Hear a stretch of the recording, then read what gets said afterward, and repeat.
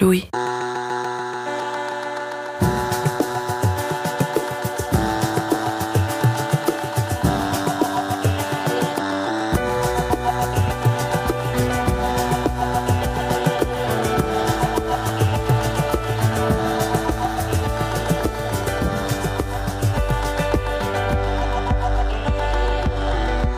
Je me rappelle une fois, lorsque j'étais encore salariée dans une rédaction, j'ai assisté à une énorme dispute entre deux collègues.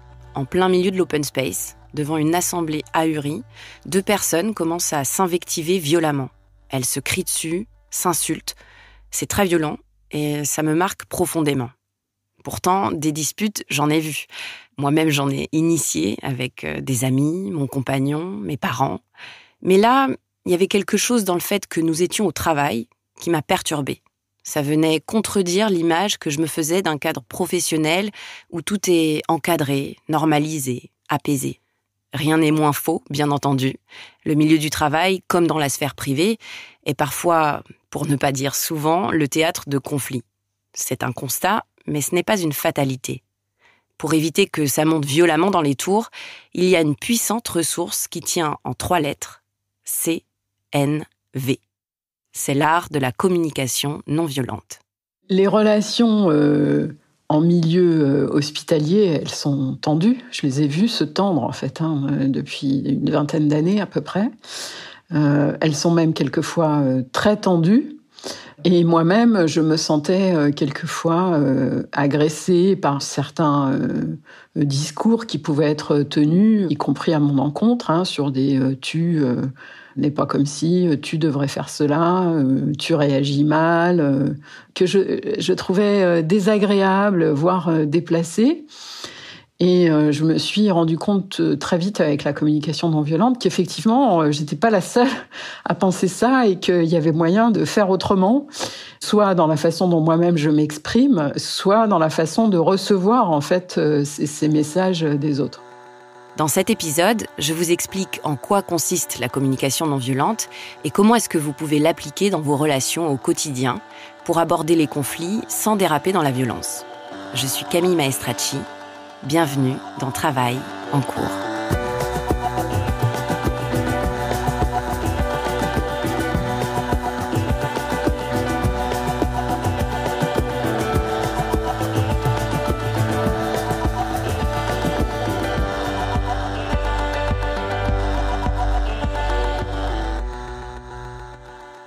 Patricia Lemarchand est médecin pneumologue au CHU de Nantes.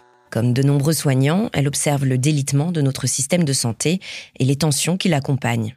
Le personnel est à bout, par manque de moyens, et les patients s'insurgent car ils ne sont pas correctement pris en charge, la recette d'un cocktail explosif.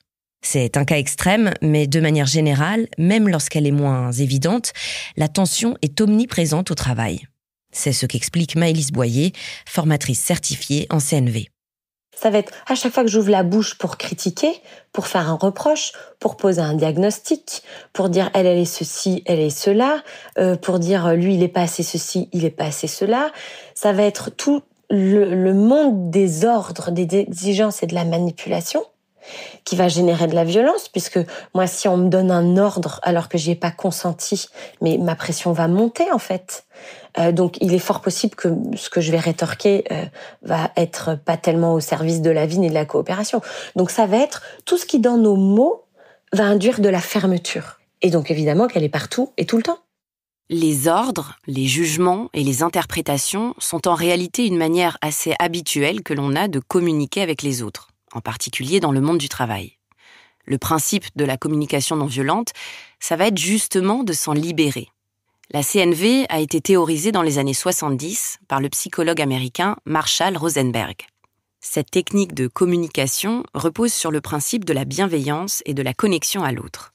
Dit comme ça va peut-être vous faire sourire. Mais en réalité, sous ces airs de méthode gourou un peu bisounours, la CNV propose une véritable grille de lecture du monde qui permet justement de se débarrasser des jugements et des interprétations qui viennent polluer nos relations personnelles ou professionnelles. Parmi les outils les plus connus, il y a le fameux OSBD. D'abord le O pour observation. C'est la première étape du processus. On est face à une situation où il y a conflit. On dresse un constat. Par exemple, si je dis à un membre de mon équipe « Tu es arrivé 3 fois après 9 heures cette semaine », c'est une observation. En revanche, si je dis « Tu es toujours en retard », là, c'est un jugement. Ensuite, le S pour sentiment.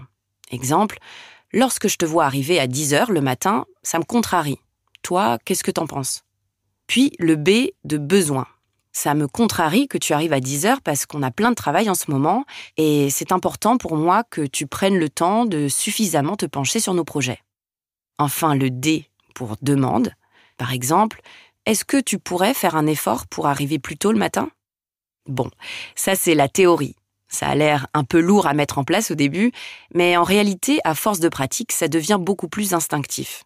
L'idée, c'est de travailler son langage et sa posture pour faire preuve d'empathie et d'écoute envers son interlocuteur et justement éviter de projeter sur lui ses attentes ou ses interprétations qui sont à l'origine de la plupart des conflits. Bonjour. Vous êtes Delphine ? Oui, Camille. Bonjour, oui. Enchantée. Enchantée. Ça va ? Facilement ? Oui, sans aucun problème. Nous sommes à Rennes, un mercredi matin. Delphine m'accueille dans une salle nichée dans un écrin de verdure. Au centre de la pièce, il y a une table avec du thé et des biscuits, autour de laquelle 5 ou 6 personnes s'installent. Pendant 3 heures, elles vont parler, échanger et s'exercer à la communication non violente. C'est ce que l'on appelle un groupe de pratique.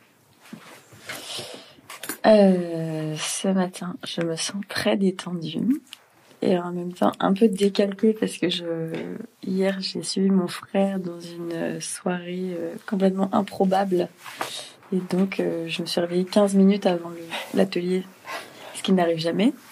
Ouais, et je me sens super enthousiaste et en même temps très détendue, plus détendue que la dernière fois, donc avec moins d'attente. Moi, je me sens très fatiguée physiquement. Je sens beaucoup de tension. Intellectuellement, voilà, j'ai vécu là 2 semaines et demie très très intenses. Donc là, je sens que la fatigue, elle est très présente. Je me sens aussi agitée, puisque j'avais été confrontée à un conflit avant les vacances scolaires et là le conflit vient d'être remis sur le tapis et c'est très inconfortable pour moi. Il y a beaucoup d'incompréhension, il y a beaucoup de tristesse et ça m'embête parce que je sens que ça vient ternir la disponibilité que j'ai à être présente aujourd'hui. Voilà. Merci. Moi, je me sens un peu fatiguée. Là, vous assistez à ce qu'on appelle une météo. Avant de faire des exercices autour de la CNV, il y a ce fameux tour de table où chacun explique très brièvement dans quelle disposition il se trouve avant de commencer la séance. J'ai l'impression de passer un cap. Moi, j'arrive un petit peu comme finalement toujours depuis que je viens, c'est-à-dire sans beaucoup d'attente. En fait, je me sens joyeuse de venir. J'ai confiance. Je sais qu'à chaque fois, ça m'apporte beaucoup. Peut-être, ce qui me vient là, le fait de se centrer, ce qui me vient en fait, c'est plutôt des joies que j'ai envie de partager. Si dans les exercices, je crois que, enfin, j'ai très envie de faire des exercices effectivement aussi, et je crois que c'est des choses joyeuses plutôt que j'ai envie de partager ou de travailler, parce que ça aussi, ça peut faire partie de la CNV. Nathalie Achard est médiatrice et formatrice en CNV, en particulier dans le milieu associatif. Pour elle, cette météo est un outil simple mais puissant qu'elle conseille vivement d'appliquer au travail pour désamorcer les tensions dès le début de la journée. Pendant 1 minute, au service du groupe et au service de la coopération, je vais déposer comment je me sens ici et maintenant. Et si j'ai envie de rien dire, je ne dis rien, même si c'est une information. C'est juste parce que ça va éviter les interprétations. Et les interprétations, notre cerveau a une habitude, c'est d'interpréter au pire.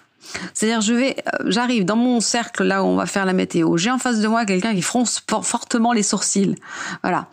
Et donc là, selon les individus, je vais me dire, oh là là, je sens que Nathalie, elle est d'une humeur massacrante. Je vais pas lui parler aujourd'hui. Ou, oh mon Dieu, Nathalie, si c'est mon manager, il y a un truc qui s'est mal passé. Oh, qu'est-ce que je vais entendre? chacun va interpréter au pire. Ok. Si je dis, écoutez, moi ce matin, je me suis levée avec une énorme migraine, j'ai pris ce qu'il fallait, je me suis hydratée, mais je pense qu'aujourd'hui, je vais avoir du mal à me concentrer et à avoir de longues conversations. Déjà, qu'est-ce que je fais? Rien qu'en disant ça, je baisse le niveau de cortisol. Et c'est une toute petite chose. C'est vraiment une toute petite chose. Ou de dire, là, j'ai une préoccupation parce que la nounou de ma fille est malade et donc c'est la voisine. Je vais garder mon téléphone en vibreur parce que ça me permet d'être tranquille. Voilà, c'est dit. Plutôt que quand je suis en réunion de voir le téléphone vibrer de l'autre en me disant c'est pas possible, il y a pas de respect, mais c'est pas bon, faut qu'on blablabla. Hop, pouf, du cortisol. C'est pas beaucoup, hein. Vraiment, c'est pas beaucoup. Mais je vous assure que ça fait des choses extraordinaires parce que ça enlève les interprétations. Patricia Lemarchand a d'abord suivi une formation de 6 jours en communication non violente. Elle participe à des groupes de pratique et s'apprête à suivre un nouveau stage d'approfondissement. Elle mesure très nettement les bénéfices de cette technique dans son métier, que ce soit avec ses collègues ou même avec ses patients. Moi, souvent, puisque je suis pneumologue, je dis aux gens, là, il va falloir arrêter de fumer. Puis je commence en disant, c'est pas possible de faire autrement. Puis même si c'est urgent, ça peut pas attendre quelques années, etc. Et avant, souvent les gens sont silencieux en fait quand on leur dit ça, parce qu'il y a beaucoup de choses qui se passent dans leur tête. Soit ils s'y attendaient, mais en même temps ils trouvent que le message est désagréable, ils se disent qu'ils peuvent pas y arriver, que ça tombe mal, enfin des tas de choses.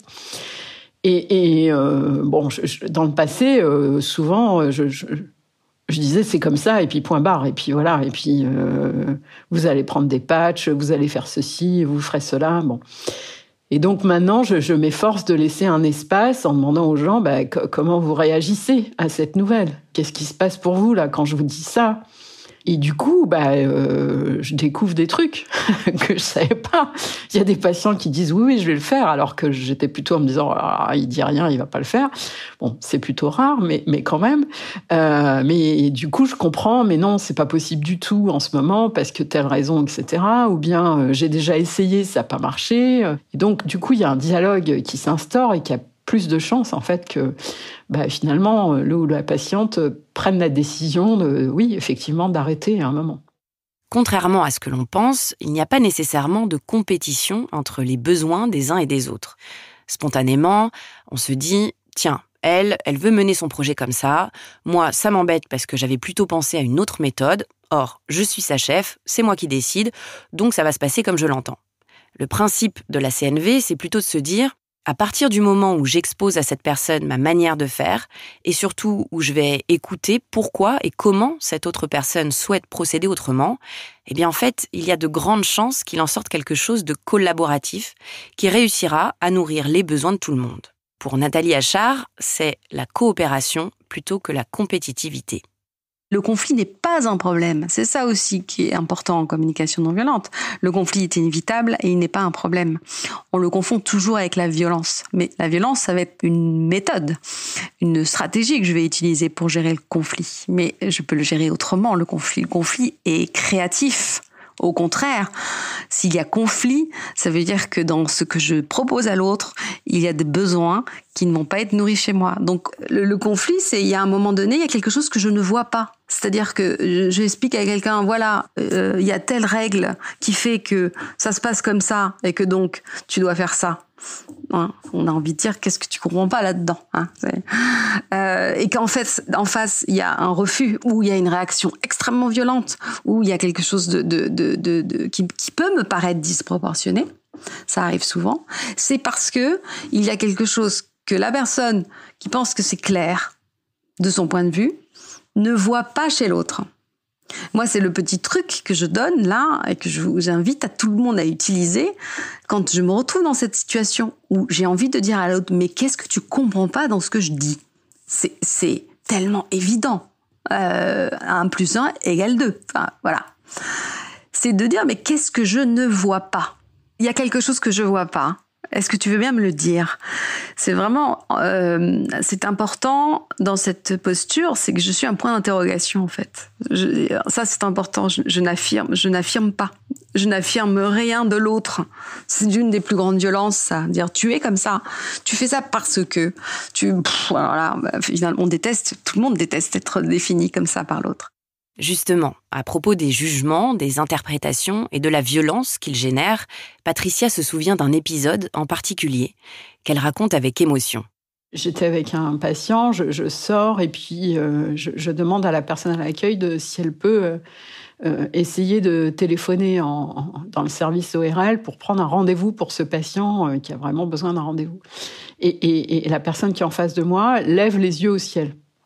Et là, j'ai un mouvement de colère qui me prend. Et je dis, non, mais c'est comme ça, quoi. Je vous demande de téléphoner en ORL. C'est quand même pas... Je sais que ça répond pas toujours, mais au moins, vous pouvez essayer. Et puis, je sens une tension extrême. En plus, le patient est là, il est gêné parce qu'il assiste à... Bon. Et je fais un autre truc. Peut-être je vois un autre patient. Et puis, je décide de retourner voir la secrétaire. Je ferme la porte parce que c'est un accueil où il y a une porte. Et je lui dis, maintenant, on va discuter. Et là, cette personne se met à pleurer. Et là, je me rends compte, vous voyez, j'ai encore de l'émotion en parlant. Je me rends compte que c'est pas du tout ce que je voulais. Évidemment, je voulais pas du tout. En plus, c'est quelqu'un que je connais depuis 20 ans, avec lequel je travaille depuis toujours. Enfin bref. Donc je me rends compte que il y a quelque chose qui s'est passé qui est grave, quoi, et qui est très pénible pour la personne que j'ai en face. Et je réussis à instaurer un dialogue en disant, voilà, expliquez-moi ce qui s'est passé pour vous. Et là, elle me dit, mais je sais que ça ne va pas répondre. Donc, vous me demandez un truc qui ne va pas marcher. Donc, vous me mettez en difficulté vis-à-vis du patient qui est là, qui attend son rendez-vous et auquel je vais dire, moi, non, je peux rien faire pour vous. Alors que c'était à vous de le dire, en fait. Vous m'avez refilé le bébé, en fait, hein. Et donc, je me rends compte qu'elle avait les meilleures intentions du monde et que ma demande l'avait mise en difficulté et qu'elle avait pas pu me dire c'est impossible. Je sais, elle avait juste levé les yeux au ciel. Et ce que moi, à mon tour, j'avais interprété mal, en fait, en disant elle me prend pour une folle. Enfin, tout ce qui m'était passé dans la tête. Et donc, ça nous a permis de remettre les choses à leur juste place et puis de continuer à travailler ensemble sur des bases correctes, quoi. La communication non violente a des bénéfices indéniables. Mais ce n'est pas une baguette magique. C'est un état d'esprit qui nécessite beaucoup d'implication, de formation et de concentration, avec qui plus est un langage particulier qui ne semble pas toujours très naturel. Je trouve que le plus difficile, en fait, c'est à la fois de s'exprimer de façon authentique et en sortant du jargon de la CNV qu'on est obligé d'apprendre au début parce que voilà, tant qu'on n'a pas bien assimilé le processus, donc comment on se sent, quels seraient nos besoins. Alors j'ai horreur de ce mot. Moi, je me suis toujours efforcée d'avancer masquée. C'est bizarre, c'est-à-dire d'utiliser la communication non violente sans que les gens en face se disent « mais qu'est-ce qu'elle fait là ? Qu'est-ce qu'elle est en train de me faire ? Ça y est, elle est partie dans son machin. » Et ça coupe la communication. Donc du coup, je me balade pas avec une pancarte communication non violente au travail parce que je veux pas faire passer ça pour un truc bisounours qui nous ferait accepter l'inacceptable. Et donc oui, j'avance masquée. Faire accepter l'inacceptable, c'est justement l'une des grandes limites de la CNV, ou plutôt l'une des principales vigilances à avoir. C'est pour ça que la plupart des formateurs ou formatrices parlent de posture pour décrire la CNV, et non pas d'un outil. Si l'intention d'être à l'écoute n'est pas là, s'il s'agit simplement de faire passer des messages en force sous couvert de bienveillance ou d'une technique CNV, alors en réalité la violence est d'autant plus forte. Ce n'est pas un système miraculeux. Et si c'est utilisé comme un outillage, c'est pour moi, j'appelle ça la double peine. C'est-à-dire qu'on va me faire subir la même violence qu'avant, mais dite de façon sympathique et non violente. Voilà, avec en plus le cachet. Mais je t'ai dit exactement comme on l'a appris, quoi. Quand ça ne fonctionne pas, c'est quand l'intention, au fond, c'est de vouloir convaincre l'autre de la façon la plus douce possible. Alors voilà, ouais, je crois que tout est dit. Vous savez, c'est ce système d'écoute active qui fonctionne pas, qui est je comprends, oui, je t'entends, oui, tout à fait, je comprends. Mais, bam, ce mais derrière, arrêtons tout. On sait très bien qu'à partir du moment où l'autre me dit mais, tout ce qui a été dit avant, c'est faux. Voilà, on m'a dit qu'il fallait que j'écoute, donc j'écoute. Voilà. Une écoute, c'est une véritable écoute avec de la curiosité, de l'intérêt pour l'autre. C'est un moment où je suis à disposition complète. Je ne pense pas à ce que je vais dire après. Je suis là juste pour la personne.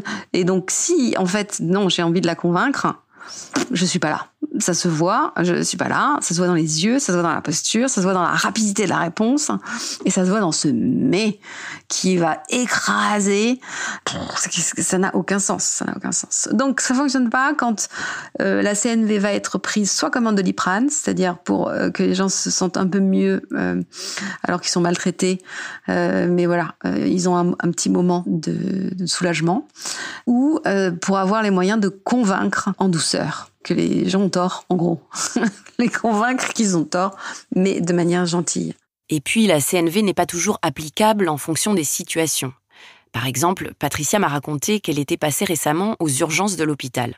Et en constatant la situation extrêmement tendue dans ce service, elle s'est rendue compte qu'il était bien sûr très compliqué pour le personnel de réussir à avoir cette qualité de présence et d'écoute qu'encourage la CNV. Comme l'explique Maëlys, la communication non violente ne règle pas tout. Alors évidemment, avec la communication non violente, on va pas faire bouger tous les systèmes. Parce que parfois, la violence, elle naît simplement d'une organisation de gens pressurisés qui courent toute la journée. Et donc, c'est pas parce qu'on leur partage des séminaires de communication non violente et qu'on n'essaye pas de changer les conditions de travail ou ceux qui permettraient aux uns et aux autres de prendre en compte leurs fragilités, leurs invalidités, leurs spécificités. Ça crée aussi de la violence. Donc, si je reste toute ma vie dans un environnement toxique, comment je fais quand même pour me préserver ? Alors évidemment, quand je fais partie des cadres, c'est plus facile. J'ai plus de latitude, plus de champ de pouvoir, plus de champ de réflexion. Quand je fais partie du bas de la pile capitalistique avec du travail qui emploie tout mon corps et toute mon âme, quelque part, aller parler de communication non violente, c'est compliqué. Ce que nous dit Maëlys, au fond, c'est que la communication non violente reste un privilège, en termes de temps, de ressources et de disponibilité. Mais c'est aussi un mécanisme à prendre, à force d'entraînement et de répétition, que ce soit au travail ou avec nos proches d'ailleurs. Alors je vous rappelle, OSBD. Observation, on dresse un constat. S pour sentiment, on exprime ce que l'on ressent. B de besoin, on explique quel besoin on souhaite nourrir. Enfin le D pour formuler une demande claire et précise. Bien sûr, la CNV ne se résume pas à ces 4 lettres, mais c'est déjà une première gymnastique que vous pouvez tester avant d'aller plus loin.